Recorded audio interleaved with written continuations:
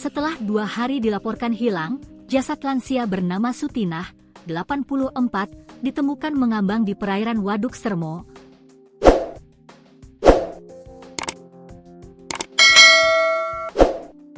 tepatnya di wilayah Padukuhan Tegalrejo, Kalurahan Hargowilis, Kapanewon Kokap, Kabupaten Kulon Progo, Daerah Istimewa Yogyakarta pada Senin, 26 Mei 2025. Jasad Sutinah ditemukan oleh tim SAR gabungan. Penemuan jenazah terjadi sekitar pukul 8.10 WIB, tidak lama setelah apel pagi tim SAR. Evakuasi korban dilakukan menggunakan perahu karet oleh tim pencari yang menyisir area waduk.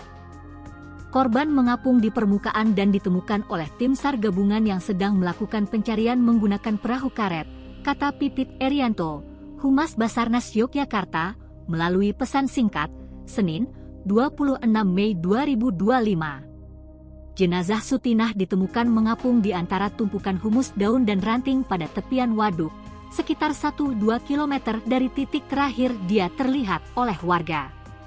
Sutinah diketahui merupakan warga Padukuhan Nganti, Kalurahan Hargotirto. Ia dilaporkan hilang sejak Sabtu, 24 Mei 2025. Setelah pukul 18 waktu Indonesia Barat. Berdasarkan keterangan warga, korban sempat terlihat sedang menyaksikan pertandingan voli dan berinteraksi dengan beberapa orang sebelum akhirnya menghilang.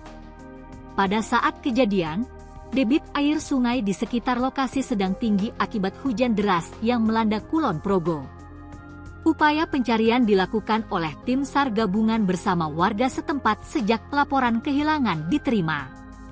Selama 2 hari pencarian, tim hanya menemukan beberapa barang milik korban, seperti sandal jepit, tongkat bantu jalan, dan jarit.